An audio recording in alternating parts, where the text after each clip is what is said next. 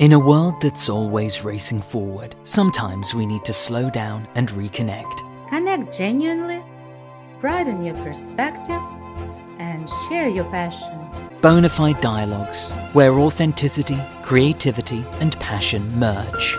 So welcome to Bona Fide Dialogues, Dan. Thank you. Thank you for having me on your show.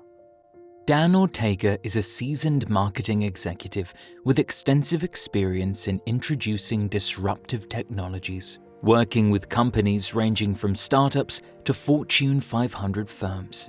Over his career, Dan has developed expertise across all B2B marketing functions, including product marketing, demand generation, marketing communications, and strategic marketing. He has led multiple startups into acquisition, as well as managed global marketing efforts at multiple Fortune 500 technology businesses. Dan has hands-on experience across IT and security operations domains, including AI/ML, cloud security, endpoint security, threat intelligence, and GRC targeting industries, including government, IT services, healthcare, and financial services. He has created and executed multiple global product launches, developed comprehensive demand generation strategies, and led corporate repositioning efforts. Dan currently works for an expansion stage company where he focuses on category creation in the AI SecOps space. He holds a BA from the University of Michigan and an MBA from Southern Methodist University, lives in Berkeley with his wife, and has a son who is an undergraduate at UCSB. We will be talking about cybersecurity today.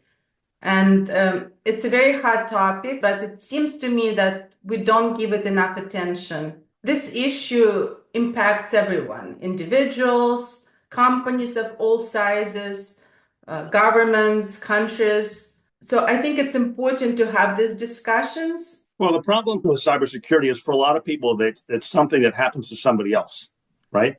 It's something you see about in the news until it's not, right? And the problem is these things are pivoting around anybody who has data, which is pretty much everybody, right? And so what happens is that the obvious targets are generally pretty secure, like banks. You know, they're very secure because there's things in there that are of high value. But that's not necessarily how they work. It's not a matter of taking money. It's a matter of taking data and then holding it for ransom. And that's anybody, state governments, hospitals, hotels, anybody that has personal information, that is a high value target because the personal information often is worth more than, say, the money that you can pull from a bank because you can sell it on the dark web, et cetera. And so, and a lot of the infrastructure in this country is very undersecured.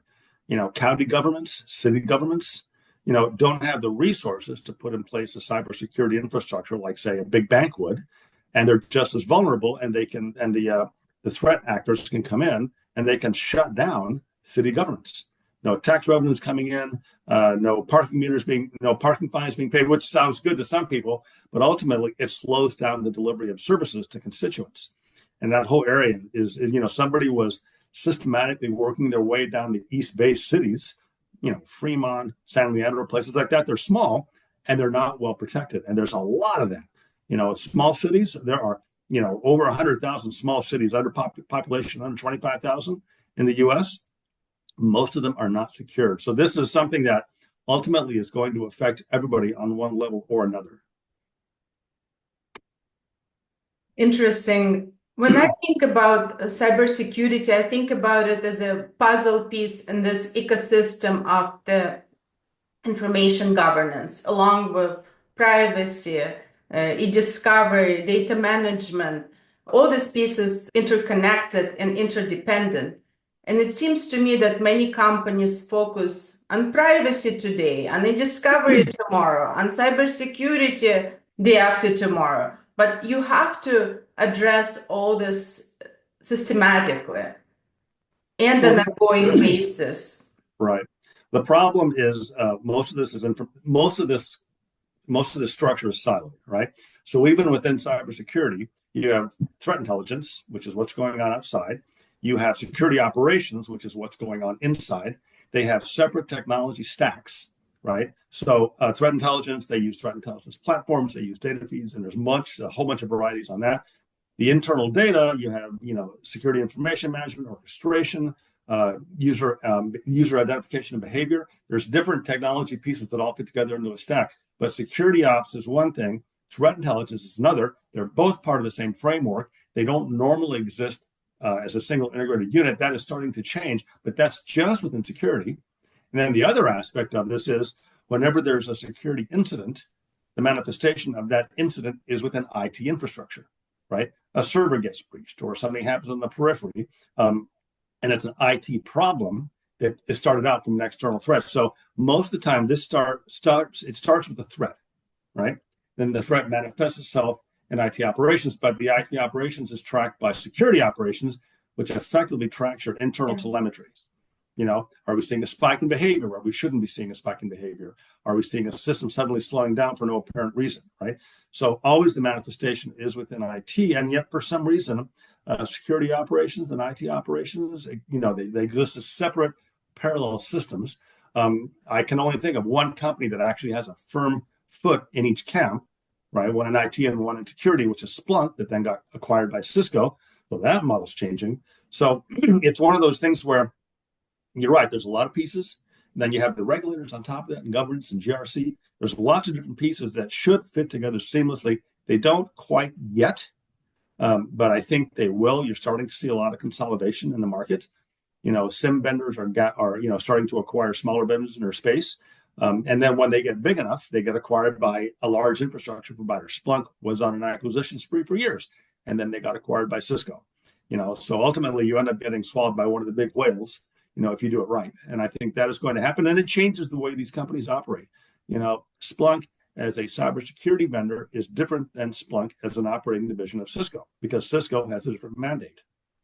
And I think that's going to keep happening over and over again, because that's just the way the market is set up to work.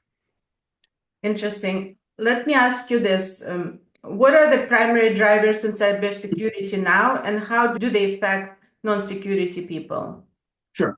So basically, the primary driver for us, in terms of what we deal with, is the application of artificial intelligence by threat actors. So whatever you've got, you have artificial intelligence, machine learning, you have generative AI, anything we have, the threat actors have as well. The big difference being that they are not constrained by rules of engagement. They can do whatever they want, and it doesn't really have much effect. A good example, a threat actor will come in and they'll do a data exfiltration on a hospital. And they take all the records and they say, okay, we will return these records if you pay us, $5 million in Bitcoin. So then the hospital has no choice. They pay the $5 million in Bitcoin, and then the threat actor goes, and the hospital's like, wait, we had a deal. No, you had a deal with the criminal. What did you think was going to happen? They're going to return the data. And then on top of that, the hospital's been breached. They had this public humiliation because they did not protect their patients' privacy. And then the regulators come in and fine them for getting breached. And the fines can sometimes be bigger than what they lost in terms of payment to the threat actor. So the whole thing it's very convoluted, and it doesn't particularly work well. So the problem, I think, is threat actors having access to good technology. You're seeing the attacks becoming more subtle, more sophisticated. AI can imitate voices. AI can, you now have deepfakes that can be used to simulate your kids. I mean, where I work, somebody, suddenly got a call. It's like, oh my God, my daughter's been in an accident. And he was starting to get all panicky, and then, very quickly figured out it was a scam, but it sounded like his daughter. Right. And I've had this has happened to several people that I know. So the subtlety of the attacks, especially for consumers, I think is going to increase. It is going to do particularly well with an older cohort, because they're less susceptible to this. They've not grown up with it. I think you will find on a regulatory side that regulations are going to get tighter, and that's going to affect everybody. Regulatory framework in Europe is particularly tight compared to the US. And, every big US business does business in Europe. So you have to follow their mandates too, like GDPR, things like that. And then the third key driver is going to be consolidation within the space. What I mentioned before, like companies like Splunk being acquired by Cisco, but that's just the obvious one. There's acquisitions going on all the time. And every time two companies consolidate, the offer that they bring to market changes. So there's going to be, and this is constant. I mean, companies in Silicon Valley have been getting acquired since Silicon Valley was formed, right? That's not going to change. it's probably going to accelerate. It's interesting. You touched on so many different subjects. I don't even know where to start. What I heard, you said that it seems like the human link is still the weakest link. Yes, ma'am. In the system. So Absolutely. that's why I always advocate for good training programs, for good policies, working policies that employees actually understand, and policies that can be enforced. So this is interesting. Then you touched on this artificial intelligence part of it. So what is happening in the market with this acceleration of artificial intelligence technology? So, so again, going back to what you said, training is super important. Where I work now, they train us almost on a weekly basis, and it's detailed and it's technical. But I work for a security company, so we are, particularly careful to not get breached.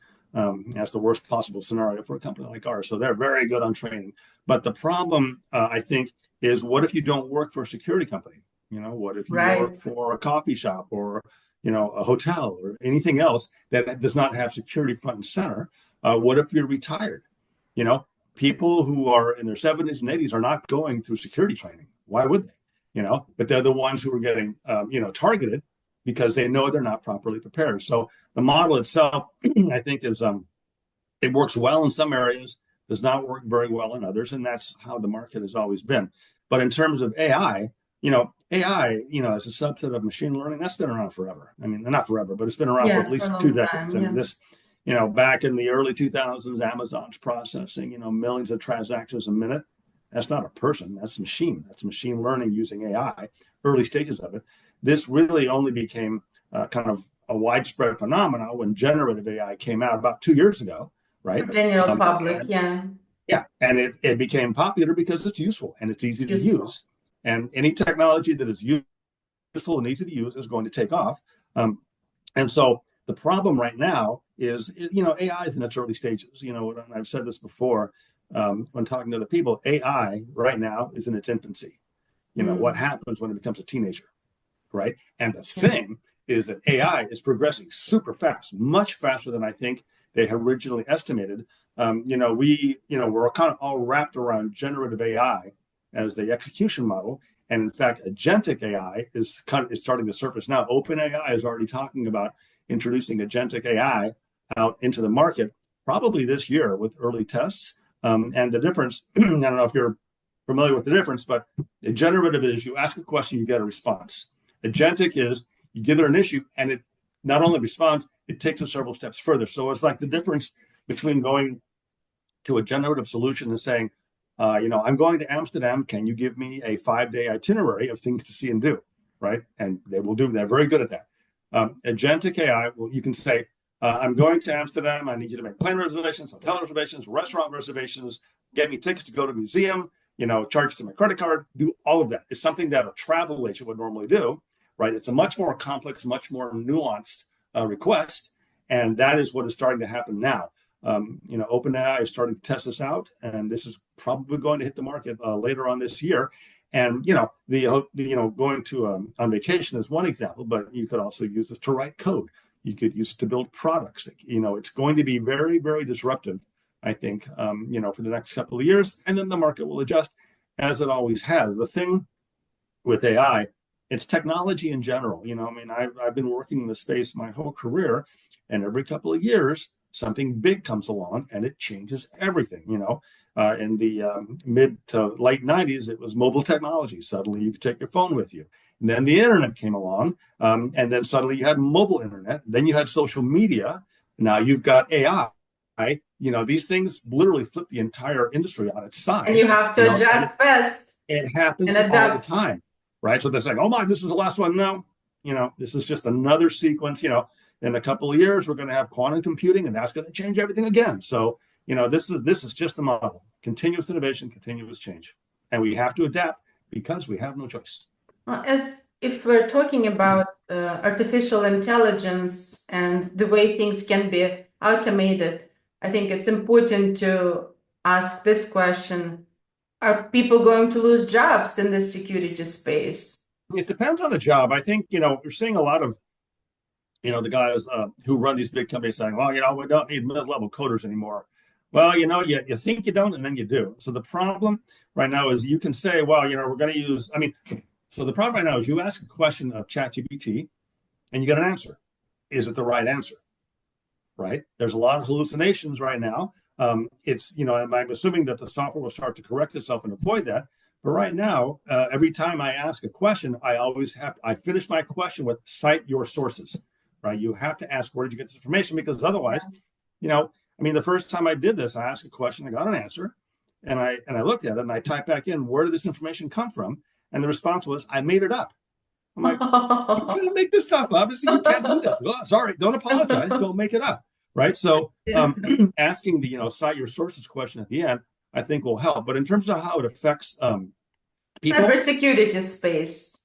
in the security space, it will probably affect, I would say mid-level coders, for the most part. It will probably make it tougher for people who are coming out of school to get a job. You'll have to change things and do things a little bit differently. I don't think it will necessarily affect senior level management as much because the thinking generally is more abstract. But for things that are repetitive and rote and for early entry level employees, yeah, I think this could actually be a bit of an issue, at least until the market adjusts, and then we go forward from there. Yeah, I would like to go back to one topic that you mentioned earlier. It's about security breaches. Most companies have their security breach response plan in place, but it's not Actually, always workable. It's not always workable. Then things happen. You have to act fast, and you need to take specific steps so you can be in compliance with certain regulations. Is that true that many cyber attacks are not even detected? So what happens is a lot of times they will go in and plant code and then wait, and then it gets kind of buried and then it surfaces later on because they're always looking this way for an attack coming at you directly. When in fact it bypasses you, go in, plants itself in your system, and then waits. That's how Stuxnet worked, and it worked really well. So I think a lot of this is, the people, the way that these attacks, these breaches happen is variable, right? Especially because they're using AI, they try one mechanism, it doesn't work, they try something else, it doesn't work, they try something else, and that works, right? And so this generally, companies with deep pockets who understand that they're a good target are fairly capable of protecting themselves. The big banks, for example, is a good example, and even they get breached, right? But again, this goes back to what I said earlier. There are hundreds of thousands of small businesses that cannot afford to get secured, and it takes one person making one click to bring the whole company to its knees. So frankly, I'm surprised it doesn't happen more often. It's very easy to breach. It's very easy to exfiltrate. Most companies do not put their employees through security training because they don't think of it as a problem because it's something that happens to somebody else, right? Until it doesn't, right? That's the cultural issue. Yeah, that's interesting. It seems like you have to address all the security concern for individuals, for small businesses, for large businesses, or there are solutions that will address everyone's concerns on the market. But they're not, because everyone has different concerns. A bank versus a bakery, they have different concerns. The threat actors generally, they're in this for the money. They go in because they, and that's why bigger companies are a better target. They've got more money, or they find something that is mid-size, a county government, a city government. It is generally, from what I've seen, undersecured and therefore a good target. And so these guys don't get greedy. They don't say, wow, we're going to, breach the city of Alameda and ask for $30 million. No, they'll breach the city and ask for $3 million. And $3 million, it's a good payday. And the real problem, in my opinion, is that these guys get breached and they pay the ransom sometimes, and maybe they get their data back. And you know what happens to the threat actor? Nothing. They don't get pursued. They don't get arrested. They don't go to jail. They don't get fined. Nothing happens to them. Every now and then, a threat actor will get gobbled up by the FBI, But for the number of attacks that happen on a regular basis, the number of people who get caught and punished, it's statistically zero. There's really no downside to doing this. And for the company, after such an incident, they have to take certain steps to not just address this breach, but also maybe get some tools that will protect them in the future. Until something happens, people don't really worry about it. Yeah, exactly. But what would you recommend them to do? Like, don't start wait. worrying about it. No, seriously. And look, the thing is, there are solutions that are very expensive. There are solutions that are less expensive. You can get your solution from a managed service provider that costs a bit less. But is it expensive? Yeah, it's less expensive than getting breached. Do you have locks on your front door? Sure. Well, you don't have to. I mean, how many times has somebody you don't know walk into your house? Not really very often, but that one time is all it takes, right? So put locks on your doors, corporate locks on your data doors, to protect yourself. I mean, again, there is a cost. The cost is not as great as the cost of getting breached. Yeah, and I always feel strongly about data governance. Like, know your systems, know where your data is stored. You have to. Yeah, it's very important. Yeah. Here come the auditors, and they're impatient. Keep track of all your tools, and who has access to this database, who has access to that database, and training is very, very important. What do the market trends look like, and how is this being driven from the business perspective? The trends right now, it's the trends that have always been in place. It's consolidation.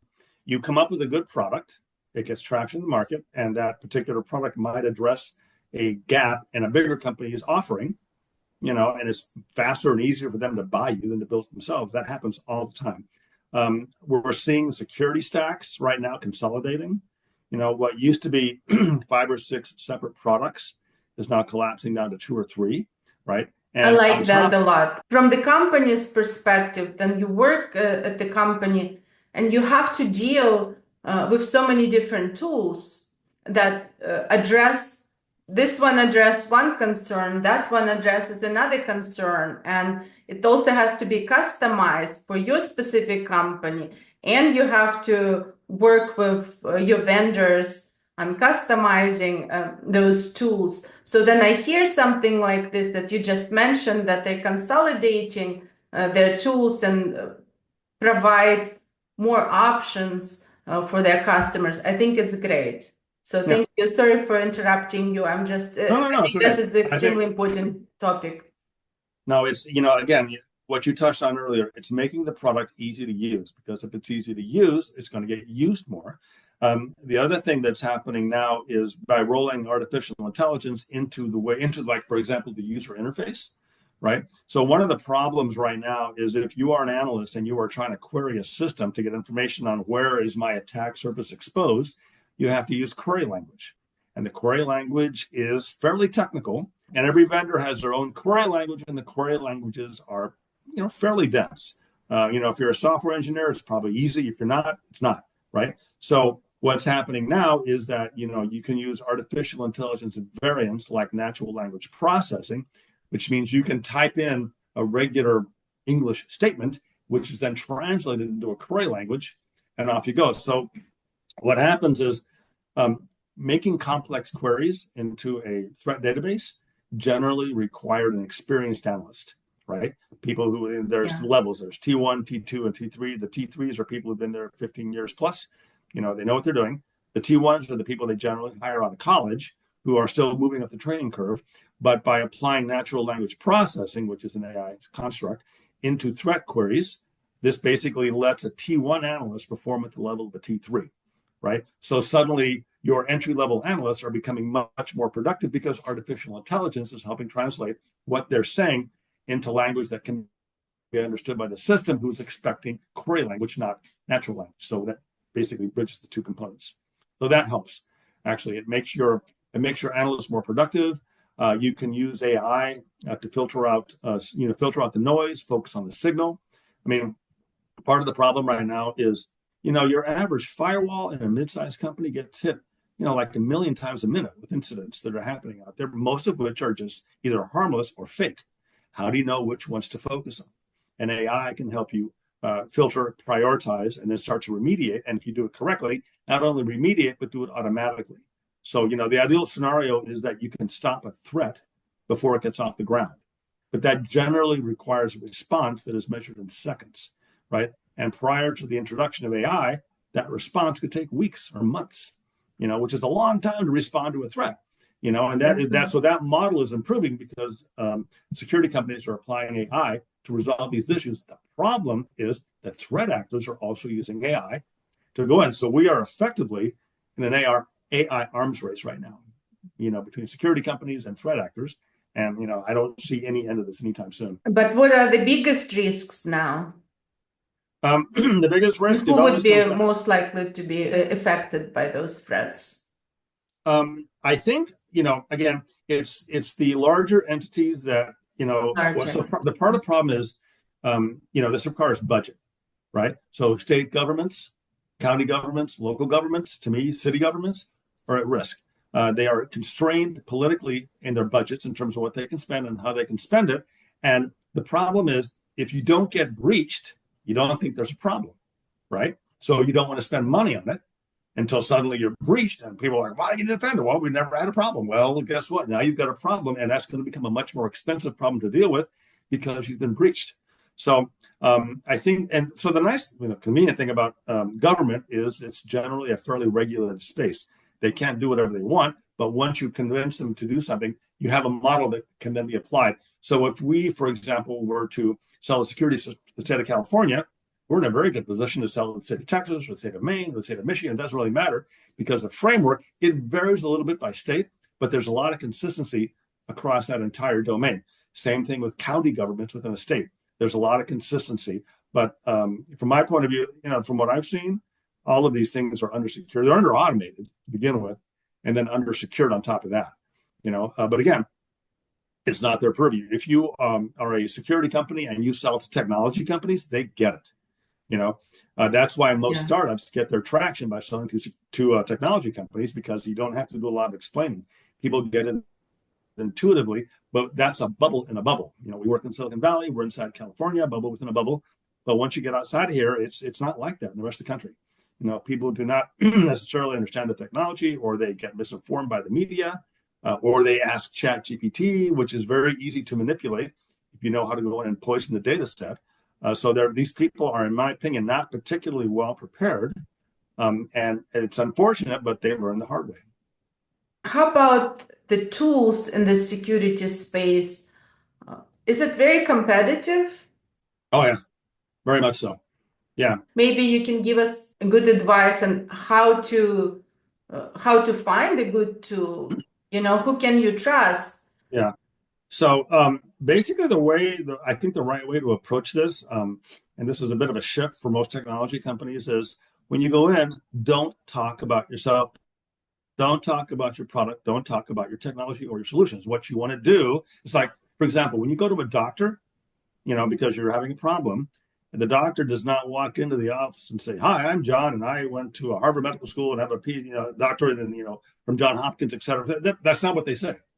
They walk in and they say, "What's going on? Why are you here? Where does it hurt?" Right? So when you go in to talk to a customer, what's the pain point? Why are we here? What's going on with you? Oh, we just got breached and we're concerned about this, or we feel we're exposed here. Find out what the problem is, and then talk to them about what you do in the context of what they need. It is not about you, it's about them. It's always about them.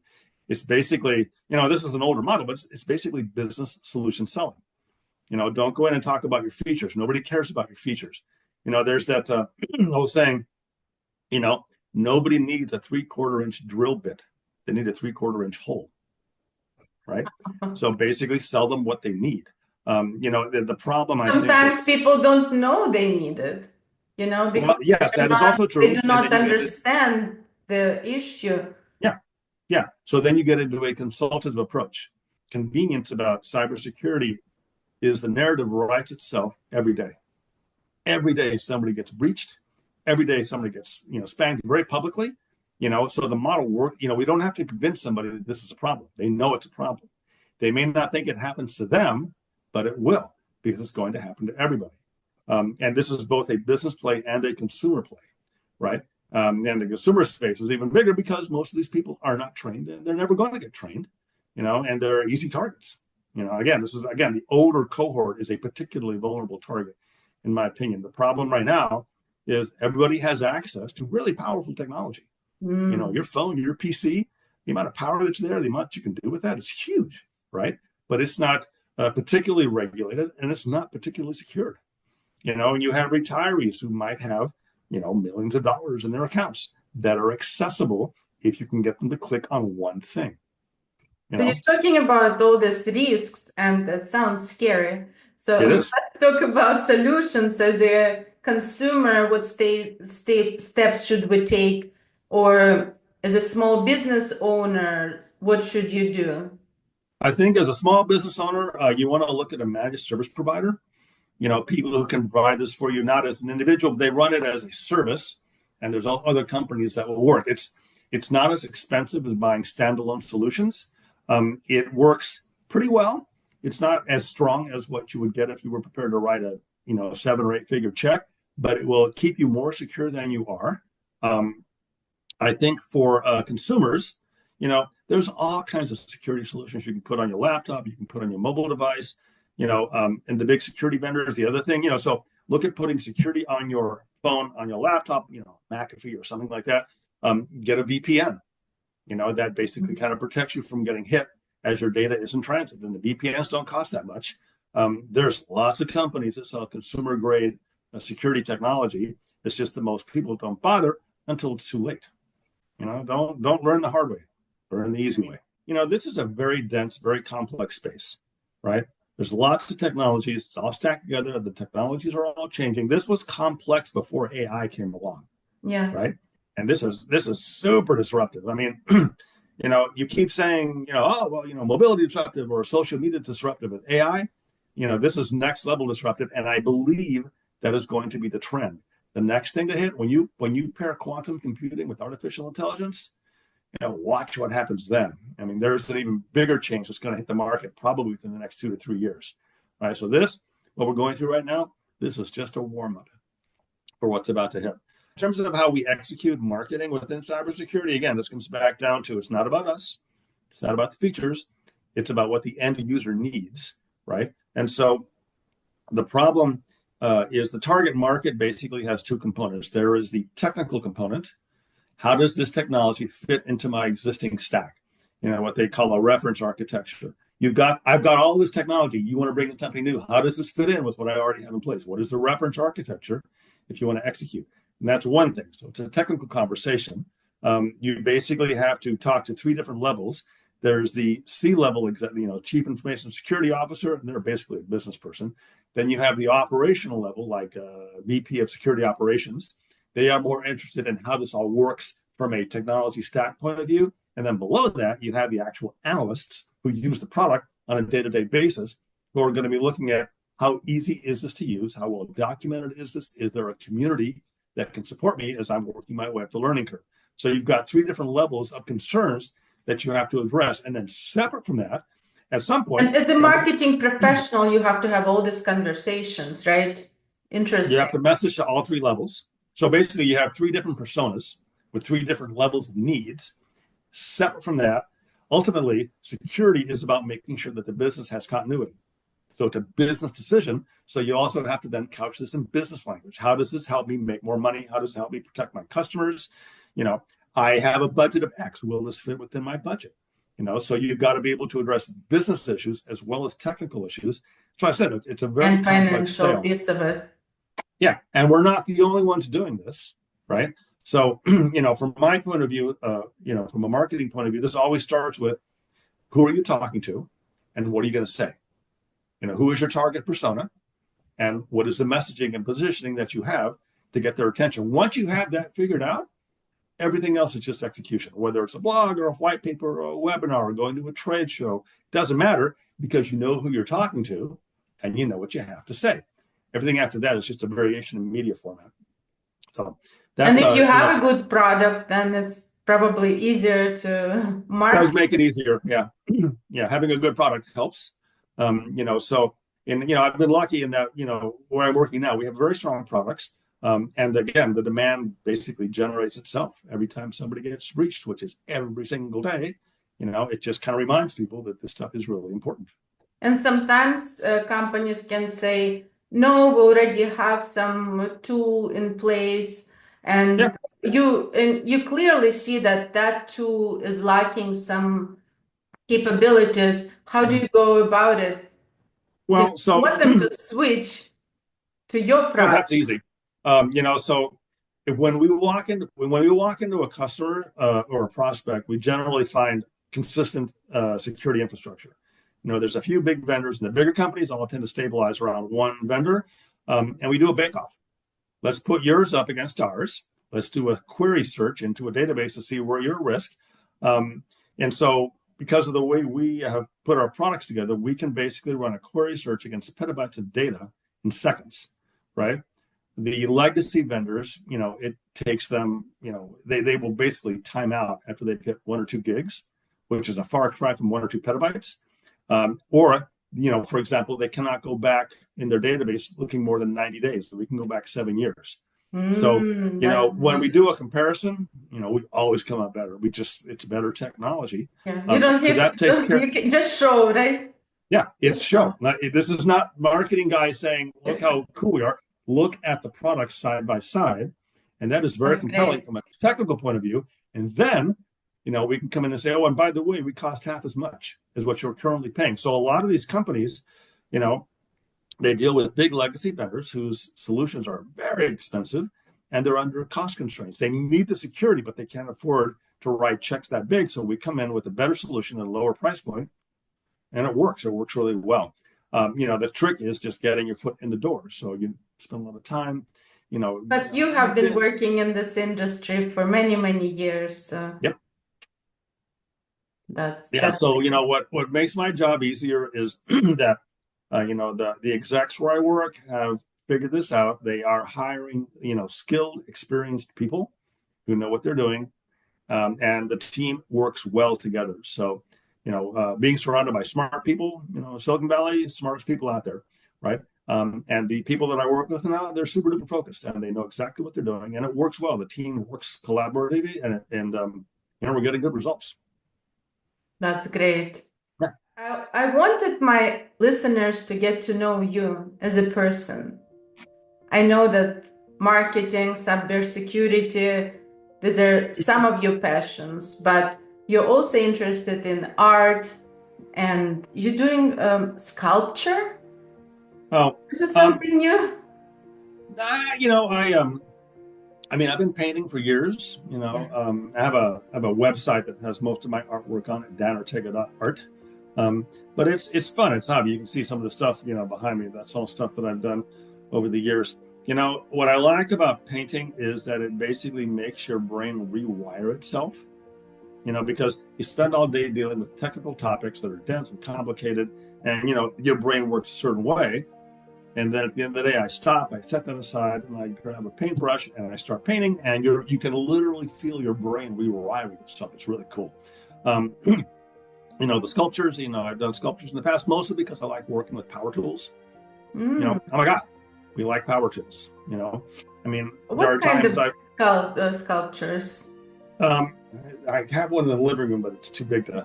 I can't get. If they're wooden sculptures, that wooden. I've put. Yeah, made out of wood, cherry wood mostly. So they're large, they're complex. But again, it's an excuse to play with power tools. I'm a guy. We like playing with power tools. Yeah. When did you start working on sculptures? I didn't know. Oh, probably like 10 years ago. At one point, my wife and kid took off to Europe for like a month, and I'm like, okay, what am I going to do? And so then I thought, I'll just, I had this idea to do a sculpture. So I, went out and got some tools, borrowed some tools from some other people, set up a workshop, and spent a month, working on something. By the time it was done, I had this 10-foot tall sculpture that, sitting outside our house right now. And it was fun. It was cool. It was great. How about art? Did you start painting in your childhood? Oh, yeah, like everybody else. All kids paint. The question is, how long do you stick with it? So I painted off and off. I used to paint when I was in college. I painted when I graduated. Sometimes I dropped for a couple of years.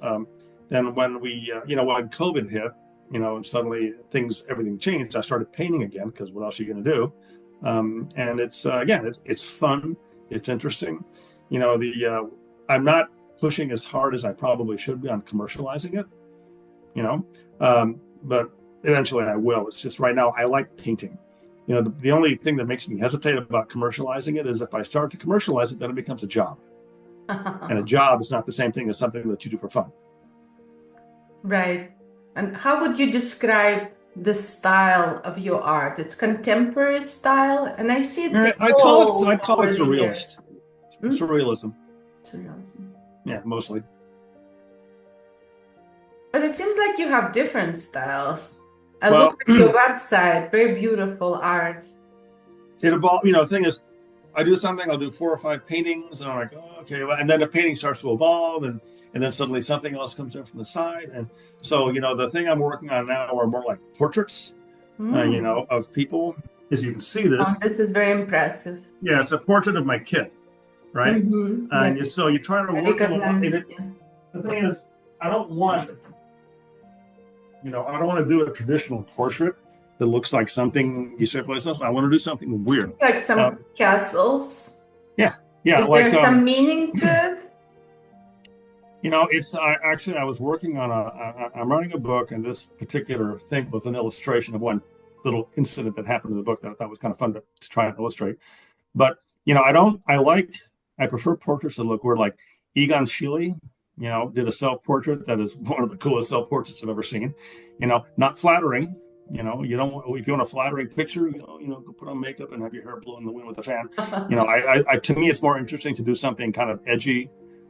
Something that makes a viewer just a little bit uncomfortable, ideally. Makes you think too. Makes you think. Well, when you look at this art, it's not like you looked and it's done. There's so much to it. Well, what I want is a reaction. Love it or hate it. I'm fine with somebody hating it. I just want an emotional response. What the worst case for me is somebody looking at something I've done and go, I see. Nobody wants. I didn't know you're writing a book. Yeah. Well, this is the other thing. I like to write. I blog all the time. I'm primary blogger where I work, but I've been blogging for years. I like writing. I always find it weird to hear people say, "Oh, I don't like to write." How can you not like to write? It's like saying I don't like to express myself. Oh, it's too much trouble. How is it trouble? Write. You know how to write. This is to me, this is one of the things I've always pushed on wherever I work. It's like everybody in the company has something interesting to say. Whatever you do, you're an expert, and somebody is going to find what you do interesting. Write about it. Are you a software developer? Talk about what you're experiencing day to day. How the challenges you're seeing, the opportunities you're seeing. Or a finance person, what are you seeing? A salesperson, what are you seeing? Or an operations person. Everybody has a perspective of what they do or what they see that I think would be interesting to somebody else. CEOs, especially CEOs. You're the guy at the top of the pile. What are you seeing? What's important to you? Everybody wants to hear that kind of stuff. And yet, for the most part, most people do not blog, and I just never quite understood that. So what are you writing about? Oh, everything. This specific book. Oh, this. It's a science fiction thing. I don't actually intend to ever publish it. I just like writing. I like writing. I'm writing it for myself. Oh, that's interesting. And when do you think you will complete this project? I don't think we can read it. It won't be. I don't intend to finish it. I'm just basically adding to it indefinitely. I just like writing. But you want somebody to read it too. So you need to get yourself some deadline. No, this is the thing.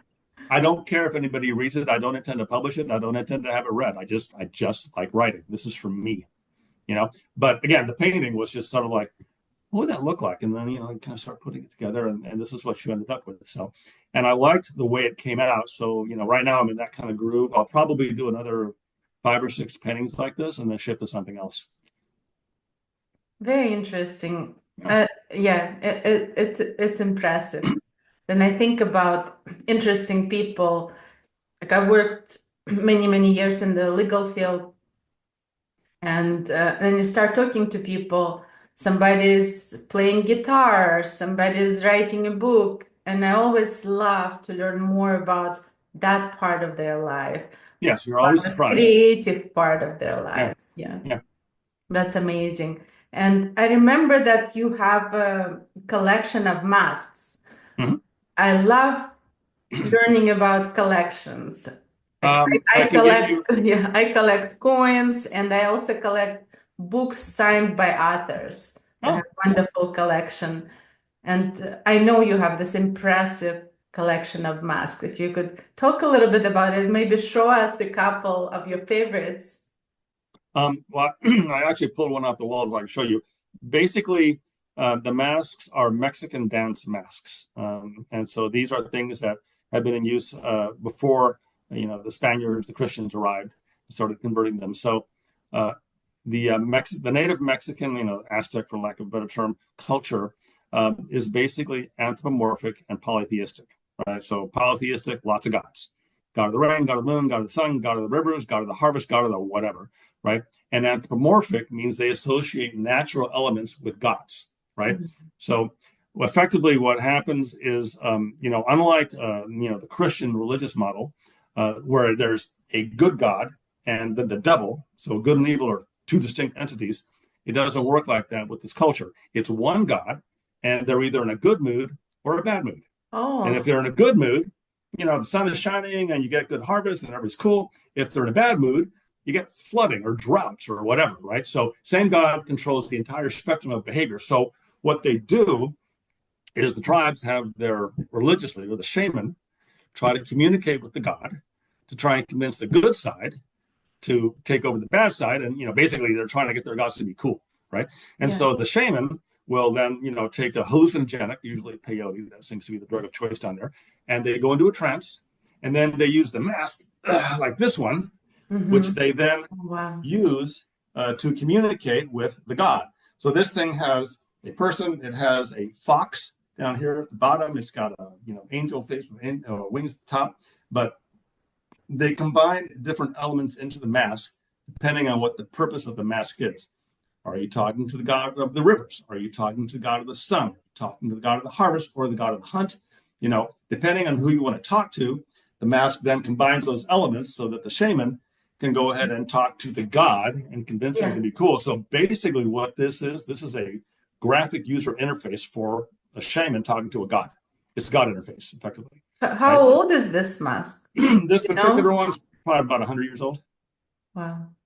Yeah. So I started collecting Can you when I was a, show one more? I'm just so curious. sure, yeah, over here.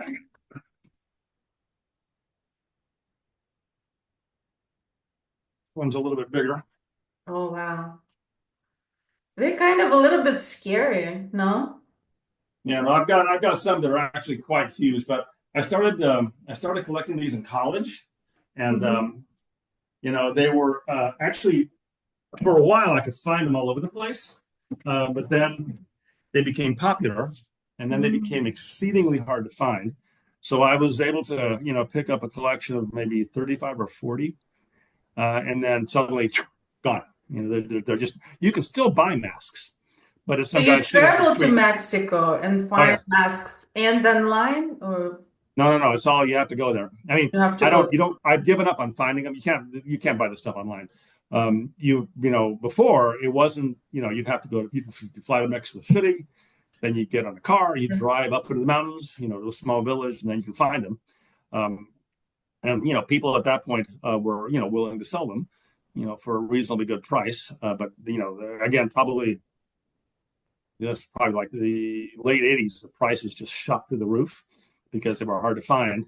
And no, I haven't actually picked a mask in probably 25 years. They're just not available anymore, or they're in museums. So, I got a nice little collection going, and then the market snapped shut. So I'm fine with what I have. Is there a community of people exchanging and communicating and showing their masks? No? Not that I've seen. Every now and then, you'll know if you go to like a Mesoamerican exhibition at a museum, you'll find some examples, um, but not that many. There might be a community. If there is, I haven't found it. So Yeah, it's but a maybe. very unique collection you have. Yeah, it's a fun thing to collect. It's unfortunate I can't keep doing it, but they're not available. Yeah. Yeah, it's very interesting. Art Um, collections are very popular, yeah, right? What yeah. else? I mean, heck, anything you want. I mean, I collect refrigerator magnets, and I don't mean like, go to Walmart and buy a magnet. I mean, when I go to a city, I buy a magnet of the city, it Mhm. says Amsterdam or it Yeah, says Hong me Kong or too. whatever. So I've got this, I do that too. yeah, I've got this massive collection, of all the cities that I've been to, but it's location specific. I mean, these are not easy to get to. So I've got that. I collect Perry Mason novels. There Oh, was an author called Earl Stanley Gardner who wrote a bunch of Perry Mason novels. He wrote, I think, 48 between 1924 and 1963. And I've been collecting those for years, specifically first editions, Morrow editions with the dust jacket and finer, better condition. I've got probably about 25. I don't have anything before 1940. They're very hard to find and they become very expensive. yeah, then I grew up in Soviet Union and it was hard to find good books. So I remember my parents being so proud of their book collection. I remember people would come to visit us, would come for dinner, and they would be so impressed with our book collection. It was interesting, yeah. Well, I think it's human nature to collect stuff, so when you find something interesting, my brother, used to collect comic books, which apparently is a big thing. So again, and I think a collection works, one of the reasons that I like the Perry Mason stuff, it's a finite set, right? It just doesn't go on and on and on. There's X number of books published between here and here, and then you filter down to first editions only because there's multiple editions and there's paperbacks and things like that. I don't want that. I want the first one that came out because those are the ones that have high value. The first book he published was called The Case of the Velvet Claws, and I found one once and the guy who had it wanted like $10,000 for it. And I'm like, I don't think so because normally when I first started collecting these, I would be paying, anywhere from like one or 200, which is a far cry from 10,000 per book. Yeah, some of the collections can get really expensive, Yeah. but sometimes it's worth it.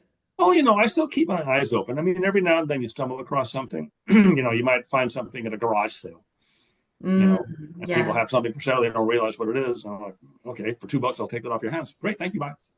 Yeah, one of my friends is collecting photo cameras, like old photo cameras. Hmm, So that's that's interesting. interesting too. Yeah, one of my kids' teachers, I think his second grade teacher as well, but he connected World War II spy paraphernalia, which is kind of a weird, kind of cool thing to collect. Unique, yeah. Yeah. Yeah, and my dad got me into collecting coins. So, but now he has a half of our collection and I have half of it. And I'm adding slowly, but I'm very selective. Yeah, no, coins My are fun too. Same coins. thing with Yeah. stamps, right? Yeah, it used to be. One question I ask most of my guests, what does kindness mean to you? I think, it depends on your definition of kindness. I mean, for me, it kind of starts with, courtesy, be polite, and I hammer this into my kid, be the polite person because most people are not polite. Be polite. Hold the door, hold the coat, hold the chair, be polite. Be considerate, be accepting of what's out there. The fact that somebody may think differently or look differently doesn't give you the right to be a jerk. Be cool, you know. So, I think it depends on the circumstances. If I see somebody who's flailing or struggling, I will try to help because why not? It doesn't generally cost me very much. This happens a lot now when I have friends who have kids who are entering the workforce, and they need help or they need guidance. Of course, I'll help. Why wouldn't I help? It doesn't cost me anything, and you never know where it could take you. So if I can help somebody succeed, I would be delighted to do that because it costs me nothing and it makes their life easier. So, you know, uh, to me, that is a form of kindness. Try to be helpful, try to be supportive, help people, get to where they want to go. You want this rising tide that lifts all boats. Be the rising tide. Make life better for everybody around you. That's wonderful. Thank you. Thank you so Sure. much. Thank you for your time, Dan. Okay. No, thank you. Thank you for Thank thank you. you for inviting me on your show. Thanks.